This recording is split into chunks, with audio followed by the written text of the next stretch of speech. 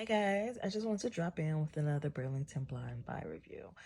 So if you're at your local Burlington and you see this bottle, tune in because I can definitely give you a hint of what this experience will be like, right? So, off rip, I wanted to tell you that this looks like a dupe for Dolce and Gabbana Q.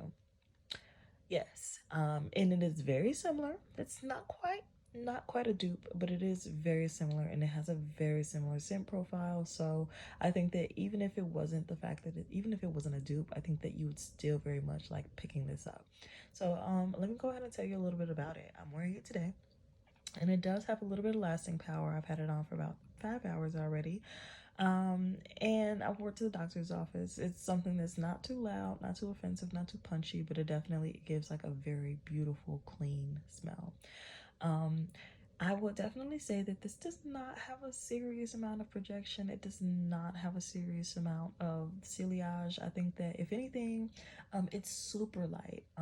Great for the summer months, great for warm locations. Say if you're living in like Arizona, California, this might be something you would bathe in.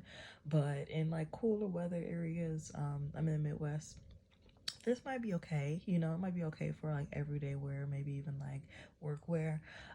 But it may not be something that you would want to wear like on a night out or anything like that. So let me tell you a little bit about it. So the heart notes of this is going to be bamboo, jasmine, and white rose. And the base notes of this are going to be cedar, musk, and amber. Now, in comparison to Q by Dolce & Gabbana, there is lemon and grapefruit and cherry notes. The lemon and grapefruit are in the top notes of Q by Dolce & Gabbana, and the cherry is going to be in the base note of Q by Dolce & Gabbana. Whereas Queen by Milestone, it has heart notes of bamboo, jasmine, and white rose. There are no top notes. So that like citrusy punchy smell that you will get by Q with Q by Dolce & Gabbana, you're not going to get with this one. However, Queen does kind of make up for that with its opener and the way that jasmine is kind of infused in this, because the jasmine in this one is actually very punchy. And that's why I mentioned Alien by Mugler, because Alien is also a very like jasmine dominant scent, and this one doesn't stay jasmine dominant. It actually like starts off being very jasmine dominant, but then it like dries down to a very cool and easygoing and alluring white rose.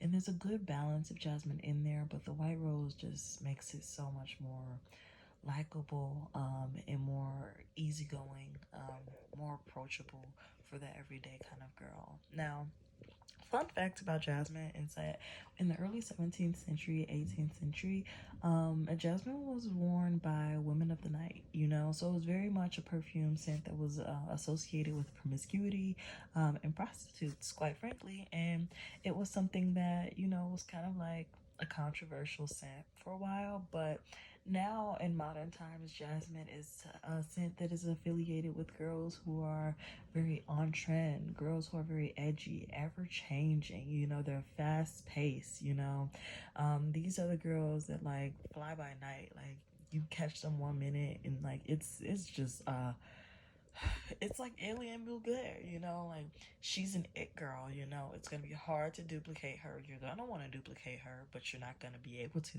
and I think that's what like it's funny about this one, because Q wants to duplicate, Queen wants to duplicate Q by Dolce and Gabbana, but it's not quite the dupe. It's not quite there yet. It's not quite there yet, but we're trying, and that's what Queen is here for. um, Overall, this is a very beautiful scent. The rose definitely carries this, and I feel like if you're, most women love the smell of like rose. It's an easy perfume scent, and if you're looking for something that's slightly different than the usual, definitely reach for this because the jasmine helps it stand out a little bit, but the cedar and musk also like add to its lasting power, add some warmth to it without making it too heavy or too punchy. Now it's definitely, like I said, it does not have a ton of projection. It definitely dries down to a skin scent like after like maybe like 2 or 3 minutes. So it's super easy to overspray this, and it can go unnoticed for a little while. But like I said, I've had this on for like a couple of hours and I can still smell it. It's such a beautiful smell. So if you're maybe looking for your office perfume, or if you're trying to get a new perfume but you don't want to make it too loud, definitely feel free to reach for this one. This is not going to be cloying. It's not going to be, what do you call it, sharp or in any way. It's a very beautiful scent. So I would definitely give praise to Milestone in making this perfume. Not a dupe, but very close. And I think that the type of person who would like Q by Dolce and Gabbana would very much love this one too. So if you see this on your Burlington, next Burlington shopping trip, definitely feel free to pick it up. I think this is a beautiful scent. Bye.